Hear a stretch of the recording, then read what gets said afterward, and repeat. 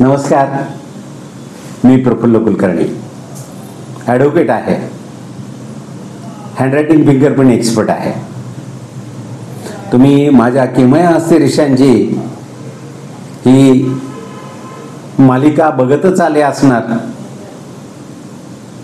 आणि मागच्या मालिकेमध्ये आपण विवाह रेषेवर प्रकाश टाकला होता की विवाह सौख्य हातावरची रेषा जी असेल तर ते विवाह सौख्य कधी आणि कसं मिळतं. आणि हस्तसामुद्रिक शास्त्र इतकं मोठं आहे की तुम्ही जन्मकुंडली जुळवा, तुमचे किती गुण जुळू देत, परंतु तुमचं वैवाहिक सौख्य जे आहे, जे परमेश्वराने दिलेलं आहे तेच तुम्हाला मिळतं. म्हणजे वैवाहिक सौख्यात बदल होत नाही असं आमचं हस्तसामुद्रिक शास्त्र सांगतंय. कारण की विवाह रेषा आयुष्यामध्ये कधीही बदलत नाही, ती परमेश्वराने दिलेली असते आणि जी आहे तशीच राहते. आता मागच्या एपिसोडमध्ये विवाह सौख्य पाहिल्यानंतर विवाह कधी होईल हा खूप प्रश्न आला आणि मला खूप लोकांचे फोन पण आले, खूप लोकांचे मेसेजेस पण आले. सर, हे तुमचं हे झालं पाहिजे, आमचं तर कशी का होईना, आमचं लग्न होणं गरजेचं, पण विवाह कधी होईल याची माहिती आम्हाला हवी. मग आजचा एपिसोड जो आहे तो फक्त विवाह कधी होईल याच्यावर आपण घेतलेला आहे.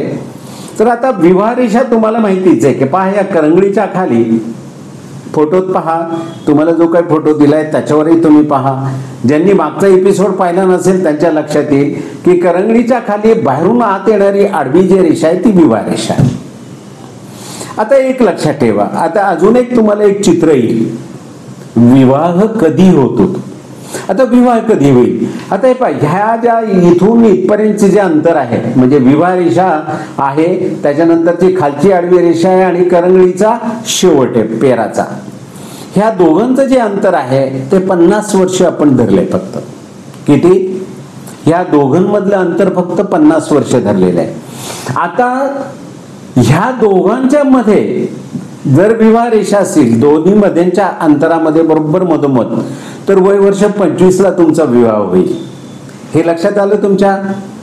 हा, तर आता आपल्याला जे काही तुम्ही मापन पाहतात विवाह कधी होईल किंवा विवाह सौख्य होईल, त्याचं तुम्हाला मापन पाहताना लक्षात येईल की मध्यभागी जर असेल तर 25, थोडंसं खाली आलं की मग 22, 23, 24, साधारण 1-1 मिलीमीटरनी. लक्षात घ्या किती ॲव्हरेजली आपल्याला जर खालच्या रेषेपासूनचा जी हृदय रेषा आहे ती तुम्हाला लक्षात ठेवायची काही गरज नाही, पण हृदय रेषेपासून करंगळीच्या खालच्यापर्यंतच्या पेरापर्यंतचे साधारण 1-1 मिलीमीटरवरचा जो तुम्ही जर पाहिलं तर कोणाच्या हातावर 50, कोणाच्या हातावर 52, कोणाच्या हातावर 54 भरतील. पण मध्यभागी जर ही असेल तर मध्यभागी आपल्याला ही जी रेषा आहे, ही रेषा मध्यभागी असेल तर आपल्याला 25 जे आहे ते 25 येतं.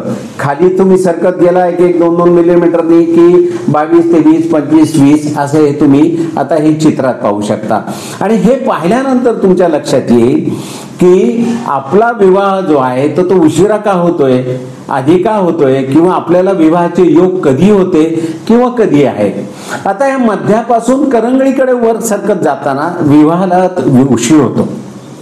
म्हणजेच करंगळीच्या जवळ जी विवाह रेषा असेल, पहा तुम्हाला एक चित्रात दाखवतोय, ती जर विवाहाची रेषा असेल तर तुम्हाला लक्षात येईल की तुमचा 30 नंतरच विवाह जो आहे 30, 32, 35 नंतरचा तो विवाह होतो. आता विवाह रेषा कशी आहे, ती सुखाची आहे का कितपत एकमेकाच्या पटण्याची आहे याच्याबद्दलचा एपिसोड आपण पाहिलाच. हा एपिसोड तुम्ही जो आहे हा एपिसोड तो फक्त तुम्हाला विवाह कधी होईल याच्यासाठी तो तुम्हाला दिलेला आहे. पण एक लक्षात ठेवा, कधी कधी विवाह रेषा 2 असतात, एक खालच्या बाजूला असते म्हणजे 25च्या खाली एक 18-20 वयाला असते आणि नंतर एक 25 नंतर अजून एक असते, पण म्हणजे 2 विवाह होत नाही. पण मग एक जी विवाह रेषा आहे ती 18च्या वय वर्षाला एक विवाह योग असतो आणि दुसरा जो असतो तो 25 नंतरचा जो तो त्याचं कॅल्क्युलेशन जर आले तर तो 27-28ला विवाह योग होतो. आणि मधल्याच्या याच्या भागामध्ये जो जर लग्न झालं तर तोपर्यंत तुम्हाला वैवाहिक सौख्य हे मिळत नाही. म्हणजे हस्तसामुद्रिक शास्त्र इतकं ग्रेट शास्त्र आहे. विवाह रेषा ज्या वर्षात उत्तम असेल त्या वर्षात पासूनच तुम्हाला विवाहाचं सौख्य मिळतं. त्याच्या आधी जर तुमचं लग्न काही कारणाने लागलं असेल किंवा तुमच्या गुरुजींनी कोणाने तारीख काढून दिली असेल तर तुम्हाला तोपर्यंत काही ना काही कारणाने विवाह सौख्य मिळत नाही. तर आता विवाह कधी होईल याचंच मी तुम्हाला आज समजून सांगितलं. आपण आपल्या हातावरून विवाह कधी होणार आहे याचं तुम्ही गणित काढू शकता.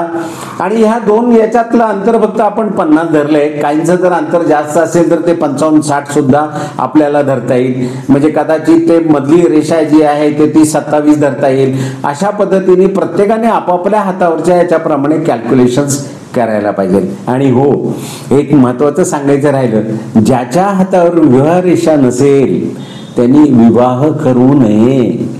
कारण की जेव्हा रेषा नसते तेव्हा विवाहाच्या भावना नसतात.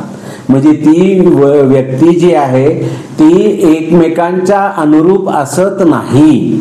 म्हणजे थोडक्यात ती जोडीदाराला विवाह सौख्य देऊ शकत नाही, शारीरिक सौख्य देऊ शकत नाही. म्हणून विवाह रेषा जर हातावर नसेल तर त्याने लग्नाचा विचार करू नये. तर आजचा एपिसोड आपण इथेच संपूयात. पाहत रहा किमया हस्तरेषांचे. आणि आजचा आपला विवाह जर झाला नसेल आणि तो कधी होणार आहे तर हे जर तुम्ही ह्या रेषेवरून जर पाहिलं तर तुम्हाला ते निश्चितच कळून येईल. आणि आता पुढच्या एपिसोडला तर एक विवाह रेषेसाठी शेजारी अजून एक विवाह रेषा येत असेल किंवा विवाह रेषेच्या मोठ्या विवाह रेषेच्या खाली अजून एक फिक्की रेषा असेल तर त्याचं काय तर हे मी तुम्हाला समजून सांगणार आहे. आणि ती जी रेषा आहे तर ती खूप गमती जमतीची म्हणाल किंवा आयुष्यात येणाऱ्या पती पत्नी और वोची सुद्धा ती असू शकेल. तर पुढचा एपिसोड जो असेल तर तो पती पत्नी और वो किंवा पतीचा कोणी रिलेशनशिप मध्ये असेल किंवा पत्नीच्या कोणी रिलेशनशिप मध्ये असेल तर त्याची ती रेषा आहे. तर धन्यवाद. किमया हस्तरेषांची हा माझा सिरियल कार्यक्रम पाहत राहा, लाईक करत राहा आणि कॉमेंट्स देत राहा. किमया हस्तरेषांची माझा एपिसोड पाहिल्याबद्दल सर्वांचं धन्यवाद. पुढच्या एपिसोड नक्कीच मी तुम्हाला सांगितलं त्याच्याप्रमाणे तुम्हाला घेऊन येणार आहे. नमस्कार.